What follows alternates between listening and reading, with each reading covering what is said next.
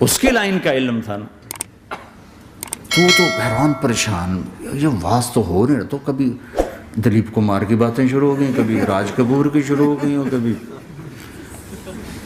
محبوب صاحب شروع ہو گئے, کبھی مدن موہن شروع ہو گئے.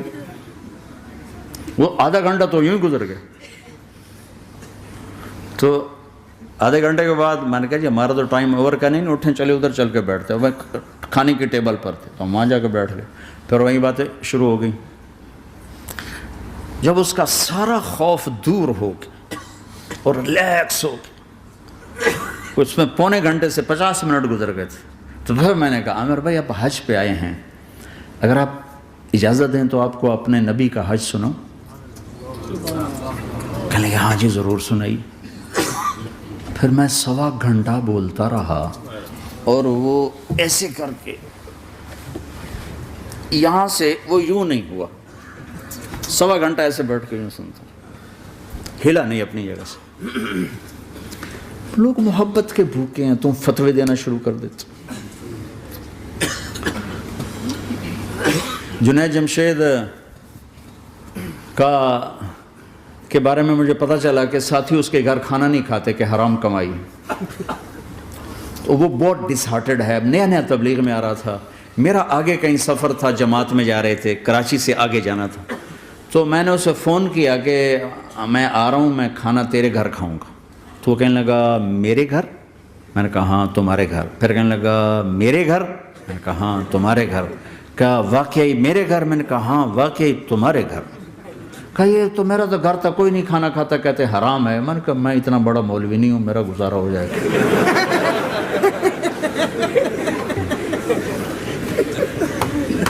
کچھ عرصے بعد وہ 4 مہینے کے لیے جماعت میں چل رہا تھا.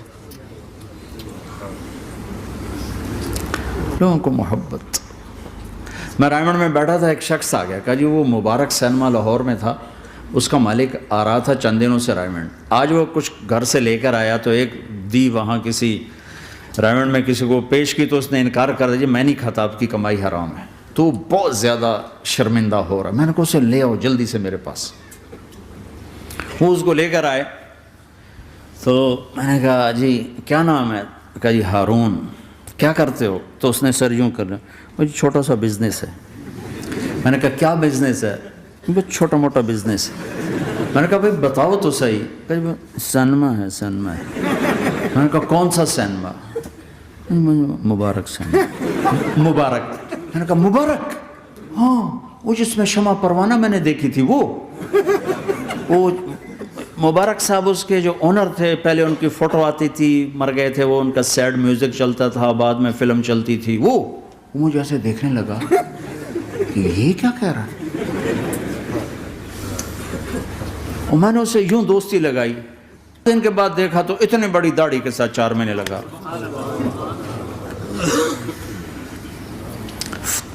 لوگ فتوے دینے میں بڑی جلدی کرتے, بدگمان بڑی جلدی ہوتی. کسی میں 100 خوبیاں ہوں, ایک کمی ہو, ساری پہ کانٹا پھیر دیتے.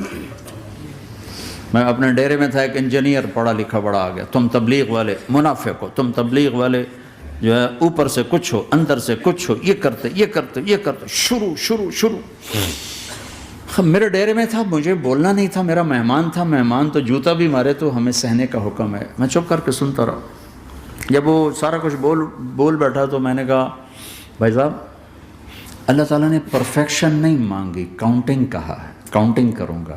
100 نمبر نہیں مانگے, کہا ہے میں کاؤنٹنگ کروں گا, اگر تمہارے 51 ہوئے تو باقی معاف کر دوں گا.